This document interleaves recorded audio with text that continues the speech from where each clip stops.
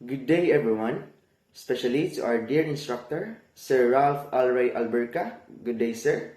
We are honored to present to you today our video presentation that delves into the remarkable life and legacy of one of our nation's most cherished hero. Our group has meticulously researched and crafted this presentation to shed light on the extraordinary contributions and enduring impact of this iconic figure in our country's history. As we embark on this journey, we aim to not only share the historical significance of our chosen hero, but also to inspire and educate our audience about his unwavering dedication, courage, and vision. Through the power of multimedia, we will bring his story to life, showcasing the pivotal moments, struggles, and what he have done for the country and triumphs that define his heroism. In the following minutes, we will take you on a captivating exploration of this hero's life, highlighting his achievements, the challenges he overcame, and the profound influence he had on our nation and its people. Our presentation is a testament to the importance of preserving and celebrating our heroes' legacies, as his stories continue to shape our identity and aspirations. Without a further ado, let us begin this tribute to a life well lived and a legacy that continues to inspire generations. Our task led us on a quest to find a name of a hero that is immortalized as a street in our very own hometown. And in that pursuit, we stumbled upon a name that holds profound significance in the history of our country, the Philippines. Andress Bonifacio Street. If you've ever walked down Bonifacio Street in our town, you might have wondered who this person was and why his name adorns our streets. Well, Andress Bonifacio was not just a name on a signpost. He was a true hero who left an indelible mark on our nation. So now, our objectives and goals is to present Andress Bonifacio's early life, family life, establishment of the Katipunan, Philippine Revolution, and his legacy. So, we all know that the Philippine Revolution is a critical event in the history of the Philippines. Andress Bonifacio was one of the prominent leaders and founders of the Nationalist Katipunan Society. Bonifacio led the attack on the Spanish and was active in many revolutionary events, which together contributed to the Philippine Revolution. So, early life of Andress Bonifacio. Andress Bonifacio Y. de Castro was born on November 30, 1863 in Tondo, Manila, which has then a part of Spanish-ruled Philippines. He was the eldest of 5 siblings in the Bonifacio family. Bonifacio's family was not well off and he received only a limited formal education. He attended a public school briefly but had to quit due to the financial constraints. Despite his lack of formal schooling, he was a self-taught individual and had a thirst for knowledge. He studied English while working as a clerk messenger in British firm.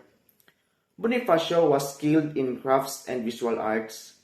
He created canes and paper fans that he and his older siblings sold. He even made posters for business firms. His father, Santiago Bonifacio, was a tailor, local politician, and boatman who operated a river ferry.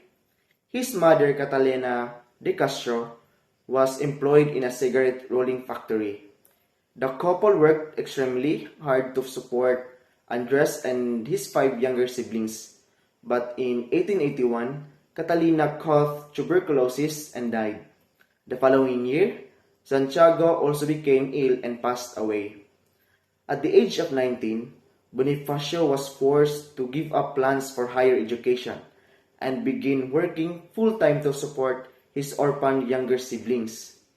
He worked for the British trading company J.M. Fleming and Company as a broker, or corridor for local raw materials such as tar and rattan. He later moved to German firm Frassel and Company, where he worked as a bodeguero or grocer. Selling canes and fans became their family's thriving source of income, which continued even when he worked for private and government agencies. Bonifacio worked as a mandatorio or agent for the British trading firm named Fleming and Company. He got promoted to corridor or broker of tar, rattan, and other goods. He also worked as a bodeguero or storehouse keeper in charge of the warehouse inventory at Fressel and Company, a German trading firm. Bonifacio played the role of Bernardo Carpio, a fictional character in Tagalog myths for a theater where he acted. He did not finish school but continued studying self-education. He was a voracious reader. His reading list includes the history of the French Revolution and Victor Hugo's Les Miserables and more. He was multilingual. He could speak Tagalog, English, and Spanish. Bonifacio learned how to read and write with the help of a tutor. In the very early years of his life, he was introduced to local politicians to rebel against the current Spanish troops occupying the Philippines then. Bonifacio started his journey by joining an organization led by Jose Rizal, who later became Bonifacio's good friend. Family life of Andress Bonifacio. So, Bonifacio married twice but had no surviving children at the time of his death. His first wife is Monica, came from the Palomar neighborhood of Bacoor, died young of leprosy, Hansen's disease. So, this Hansen's disease is a chronic infectious disease caused by Mycobacterium leprae. Diri maapektuhan ang panit, sir, ang peripheral nerve. Kaning nga mga nerve kay responsible sa pag-relay og information between sa imong brain og sa imong tibuok kalawasan. And og ang mucosal surfaces sa baba, ilong og kanang surface sa atong stomach, surface sa atong lungs og uban pa. At kaning sakita, sir, kasagarang maapektuhan dayon ang ato ang panit, ilong, mata, baba. Dire ang mga simptomas, sir, kay ang dry ang skin, kanang naa siya yung mga murag kugang, sir, na samad, pero sa case sa kaning disease kay kuan siya kanang mura siya sakit kanang samad, pero dili siya sakit mo ni ang simptomas sa disease na gitawag nilang Reprosis Hansen's disease na gikamatyan sa asawa first wife ni Andress Bonifacio na si Mrs. Monica Bonifacio. Ug dayon ang pagkamatay sa unang asawa ni Andress Bonifacio, nagkaminyo pud siya og na si Gregoria de Jesus. Nagkaila si Gregoria through his friend Teodoro Plata. Dayon kani si Teodoro Plata, sir, mo ni ang igagaw pud ni Gregoria de Jesus.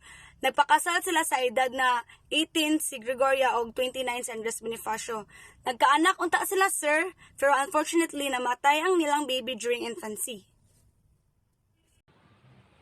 Before the establishment of Katipunan Organization, the civic organization La Liga Filipina was first founded by Jose Rizal.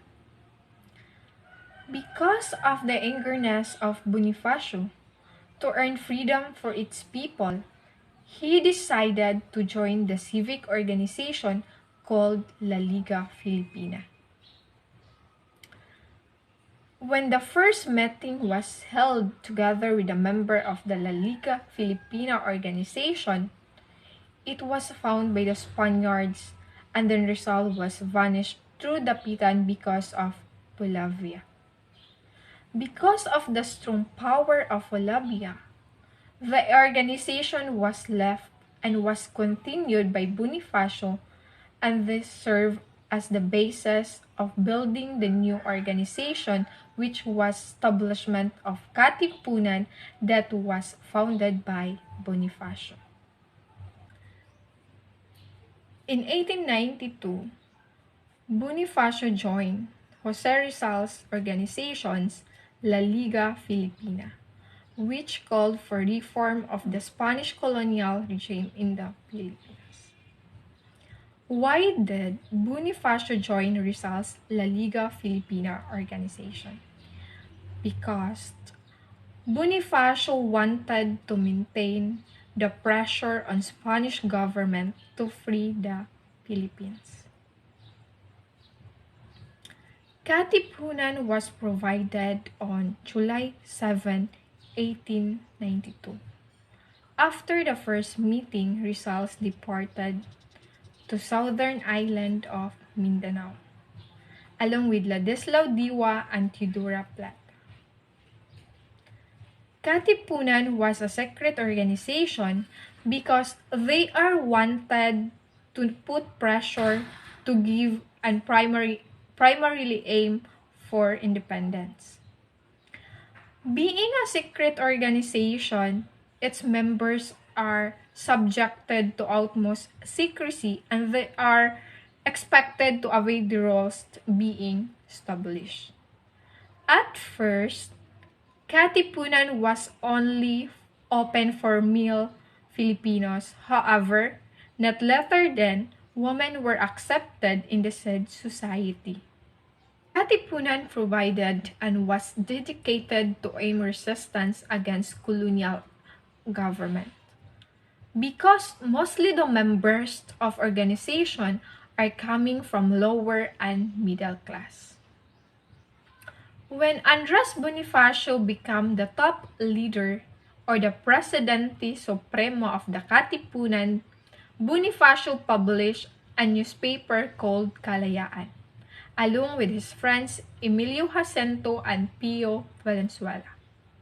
Because Emilio Aguinaldo served as the brain of the Katipunan, the Kalayaan newspapers aimed to focus on the principles of liberty and democracy, giving the desire to give the full freedom to every Filipino, to recognize their rights and free for themselves to colonial exploitations. When Bonifacio becomes free and exploitations and any form of unjust conduct. In the first ideas, Bonifacio only wanted freedom from Spain. He joined La Liga Filipina organization to build a new group that sought to involve the people directly in the reform movement.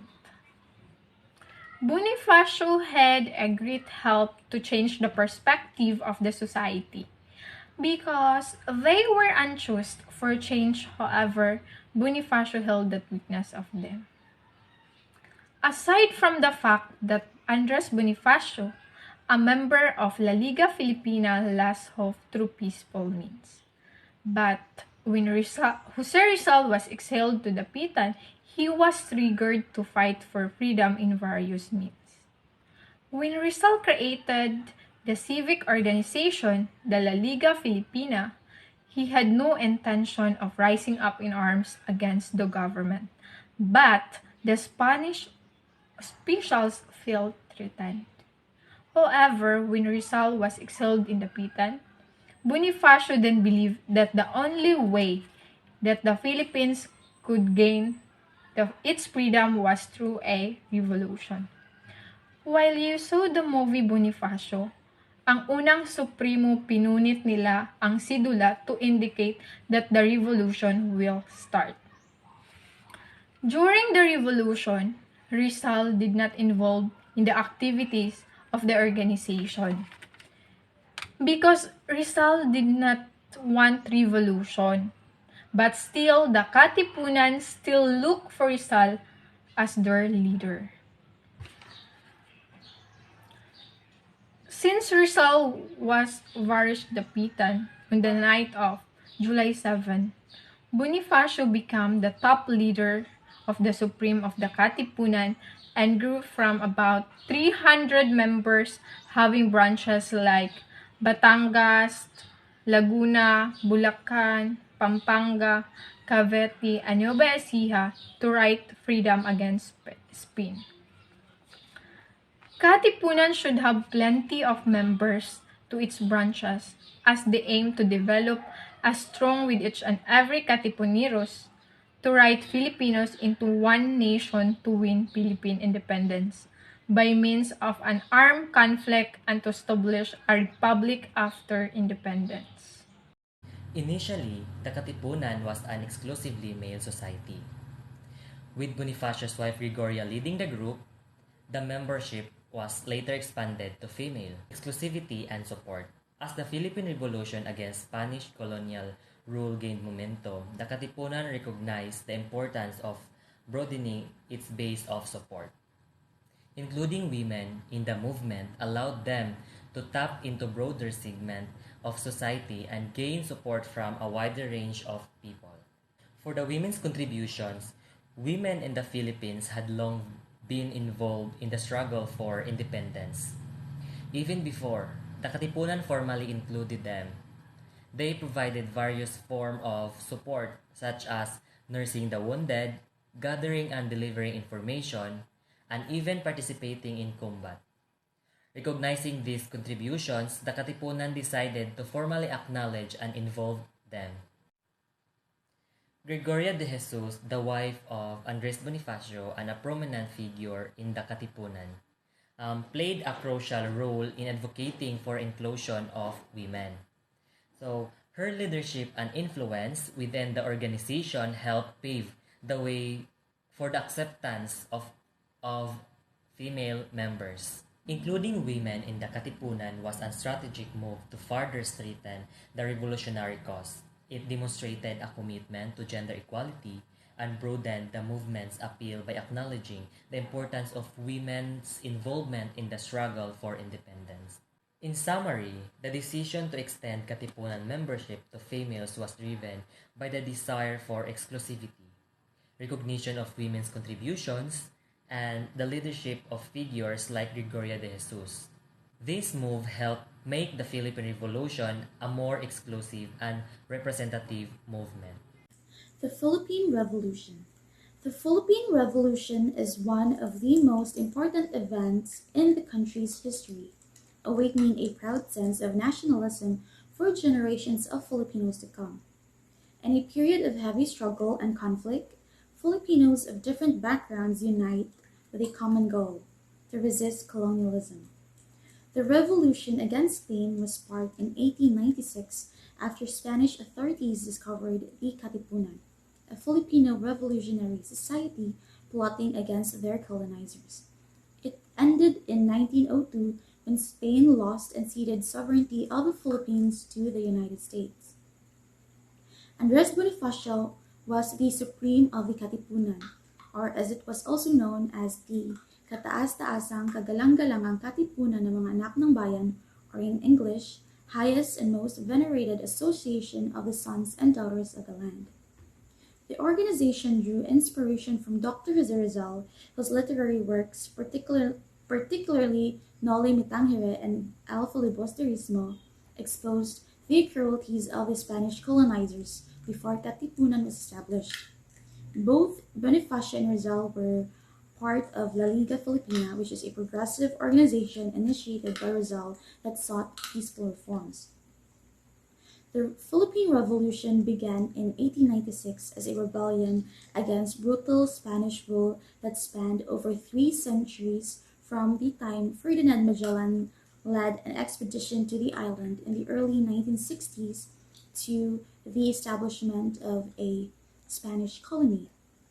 After the discovery of the Katipunan, Spanish authorities made several arrests to identify their members. Bonifacio and his followers were planning a nationwide revolt.